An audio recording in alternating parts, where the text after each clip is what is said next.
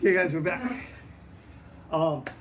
In our continuing video series on how to build an ukulele, I promised you guys that we're going to go through how I do my radial rosette. Well, I'm going to break the promise just a little bit today because we're not going to go through the whole exercise, but I am going to try to explain in detail so you guys can figure out what we're doing. And let's just get started. Okay, so here we are. Got a bunch of stuff here. Now, one of the things, let me move this on the side. Sorry, I was just doing some other stuff and preparing for this video, and obviously I didn't prepare very well. Okay. One of the things that definitely use in doing the true radial rosette is this little thing right here.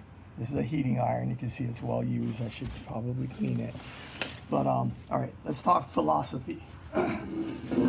And here's the philosophy for a lot of guys that are concerned about gluing in their rosettes. The biggest issue with gluing in a rosette is if you use if you use cyanoacrylate glue and you glue it into something like spruce, or actually almost anything, where you get this open grain inside this channel right in here, you know the glue is going to seep and you're probably going to get staining, especially on spruce. I've seen staining on koa, cedar for sure. So there are some techniques to prevent the CA glue from staining your soundboard. You can shellac the inside. At one point in time, I actually laid a finish on top, some nitro on top, but I think the most common one is shellacking the inside of the channel and then utilizing that. I kind of question the theory in that one because, I mean, although I've done it before, because once you shellac the channel, now you're gluing to shellac and your whole binding is based on shellac. Not that you're going to see a whole lot of rosettes pop out, but we've seen it before. Okay, that being said, not the reason why I switched to a wooden rosette, but one of the advantages of switching to a wooden rosette is, you know me, hot hide glue in a bottle. So we're gonna hot hide glue this thing. Okay, couple things to get to where we're going or how we got here. I think I showed you how we actually cut the koa in the wrong direction. So here's a piece of koa. You can see the grain going up and down. It's a little off quarter, good enough, but you can see this is where the figure is right here. It's not a whole lot figured, but enough, I guess. So if I was to use this piece to make my true radial rosette, normally when we resaw something like this, we'll resaw it like this. We'll cut this way. And this is the face. So this is what, let's say if this was a bigger piece, this would be your side. Well, we need this piece to be the actual face. So what I have to do is actually resaw this way. So this is gonna suck if I use this one because it's so thin this way, but it is what it is. You can see this piece is not a whole lot thicker. So let's say we did this. We resaw this way, right? So now the top, or the nice, I'm gonna call it face grain, is on the thin edge, which is where this is right here. So understand, this piece was once upon a time flat in this direction, so this top part was straight. Okay. So you can see we're bending it the wrong way, because normally when you resaw this way, it's nice and easy to bend with the faces over here and the side grain over here, and you bend around the side grain. We definitely bent this the wrong way. So if you look at this piece of koa, it doesn't look like a whole heck of a lot, because this would essentially be the side grain. The curly part is on the top, and you can see some inside here. And yeah, it breaks really, really easily when you do that. All right, enough of bending in the wrong direction. So one of the things I did was I built this. I made this. I just made this. I don't know, I just thought I'd try it out. And this is actually the size of the rosette. What I use this for is I clamp it. And this is how I actually cut it. Now you notice this piece, again, it cracks super easily. So I'm actually using a cracked piece, whatever. We're gonna, not everything is perfect. I cut off, you can see this edge is a little rough because I just cut this edge off. and then I'm going to sand it and start, and then we're going to keep cutting in this direction.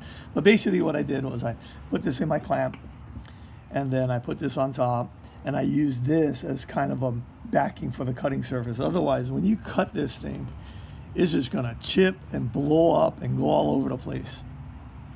So you cut it on this. Eventually, obviously, I'm going to have to replace this plywood, but it's cheap and super easy to cut out because I already got the dimensions for the rosette, or for the sound hole for the rosette.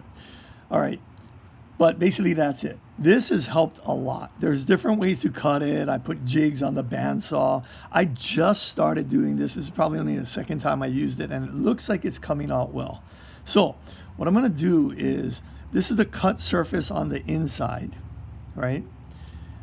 This is going to end up being the outside when I inlay it. I'm going to take the nice surface that I had before, and that's going to be down on the inside. Okay, so obviously I cut this piece too. Here's the other piece. Is there going to be a joint inside the rosette? Yes, there is, but because we're going to use hot hide glue, hopefully it sucks it together and it disappears. We'll see how that goes. It's worked in the past. Now, one more thing that I did. And it kind of makes no sense, but because the rosette is so small, black, white, black purfling, you know what, I should give you guys measurements, shouldn't I? I think I went over this before, but let's do it again anyway. Okay, I think I sanded this down. This one is just under a 1/16 of an inch, right? 0.62.